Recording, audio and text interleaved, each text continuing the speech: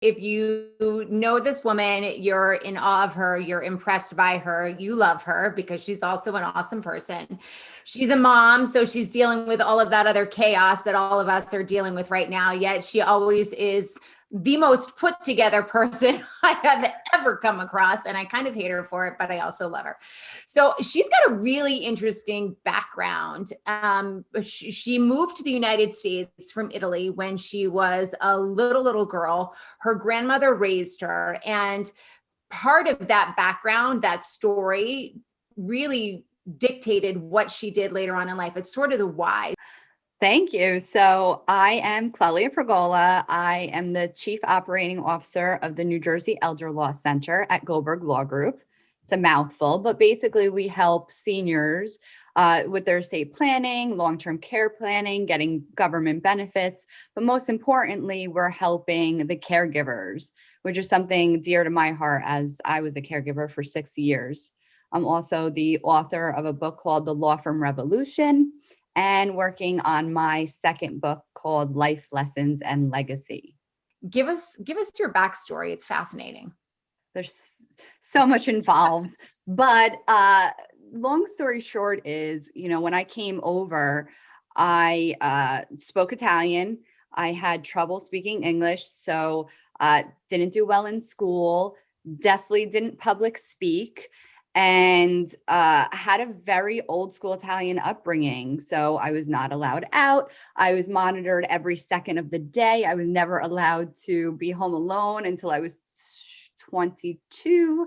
So I lived in a nice little bubble, but my bubble burst when my grandmother had a pulmonary embolism doing the bed, because if the bed wasn't done in our house, then the room was a mess. So she was in ICU for a number of months and was told that she would never be able to even stand. And I was getting married in 4 months. And I just bought an apartment, or I just rented an apartment for my first time. I was moving out of her house. And I got fired that week because they thought that I was leaving for this New Jersey Elder Law Center with one of the partners, and I in fact wasn't. So I'm pretty confident in that if I didn't jump off the George Washington at that point in my life, I'm pretty set for the rest of it. So I just happen to fall into what we do professionally, and now it's my, like Carrie said, it's my why. I've lived the story of a caregiver, and it's a tough part of life. And my mission is to help people, women in particular, because we're a unique breed. We're looking to always be perfect and always be there for everyone, and not necessarily be there for ourselves.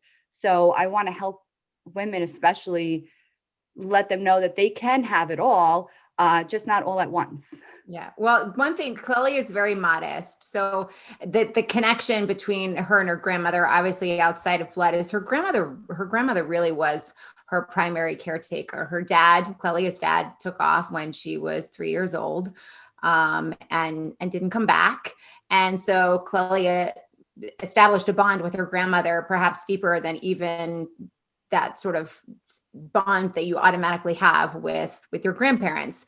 She mentioned she wasn't good in school when she first came over to the United States, but she turned down scholarships to Ivy League colleges in order to pursue what she does now. That's part of the reason anyway. And so, Clelia, you have a bunch of stuff going on, author, coach.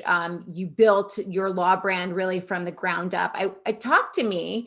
Talk to all of us, if you can, sort of 3 main tips for entrepreneurs. You are an entrepreneur at heart. You've built everything that you do, like I said, from the ground up. So top 3 tips for entrepreneurs who may be listening to this and looking to glean a little information.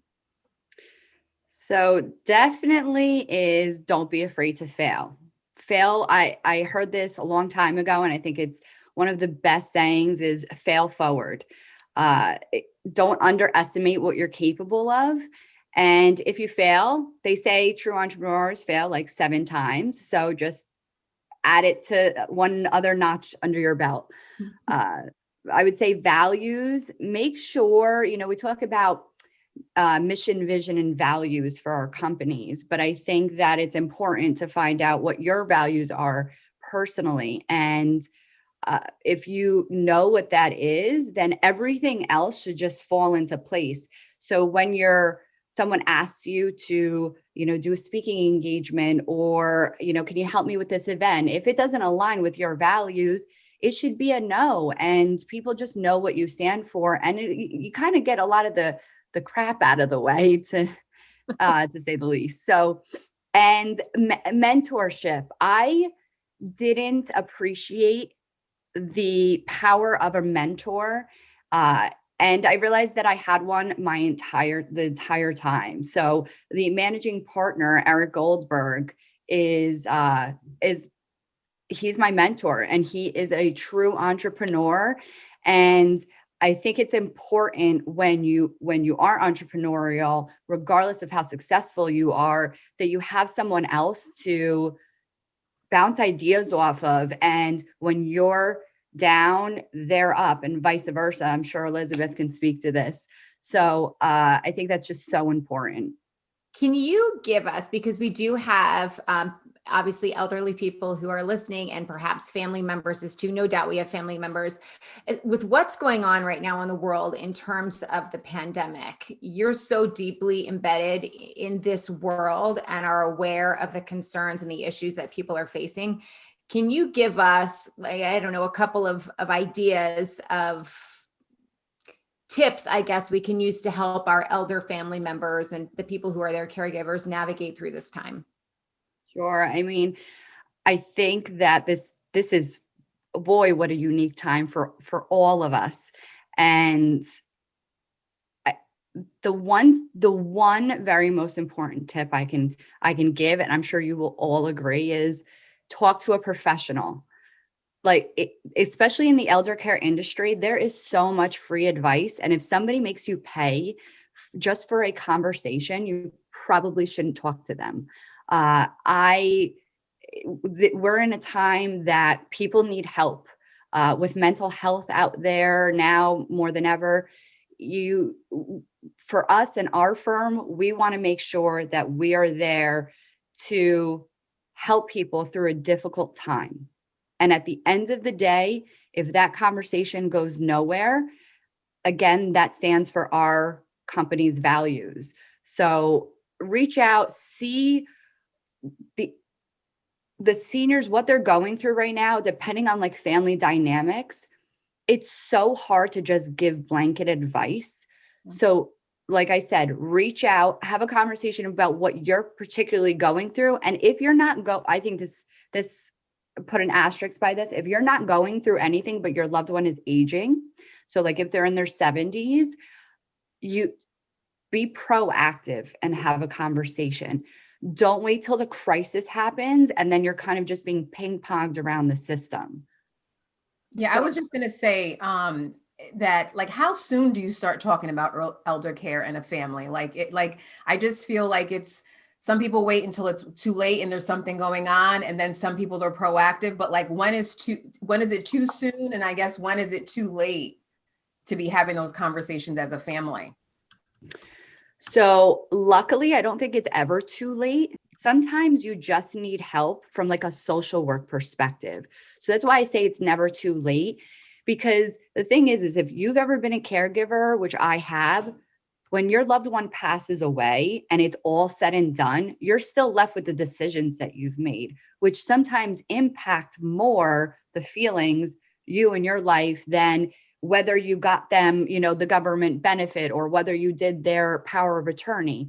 So that's why I say we act more as a service organization than a law firm. So I don't think it's ever too late to have a conversation with someone.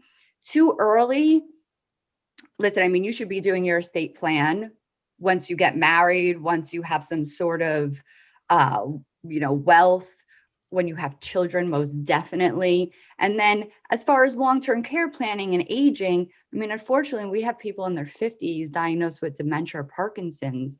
So never too early for them. But if you're healthy, I would say, again, in your 70s. You have tons of great information, but I want to make sure people know about this legacy project that you're working on and the importance of passing down family values. So if you could really quickly let everybody know about that initiative. Sure. So the project is Life Lessons and Legacy. It's my second book, and it's so much harder than my first. It's about my story and going through the caregiving experience. And we all have a story here. You know, why do we do what we do? And I think it's so important that when we have the opportunity to have these platforms, to know what your legacy is that you want to leave behind. And if it's actually ironic, if you look in the dictionary, legacy is about what you leave behind as far as, you know, wealth, business, and kind of what we do at the law firm. But that is not the definition that I find legacy is. Legacy is, to me, every time that I promise someone that I'm going to do something and I fulfill that promise, that reminds me of my grandfather that always said, keep your word. So, and that's something that my children will tell their friends and family about, that mommy always had to do everything that she said that she was going to do. So I think I'm really excited about what's to come with this project. You were fabulous. It's value and not valuables. And with that said, we are out of time. We are going to take a quick break. Clelia, you are fantastic. Stick around. We'll be right back.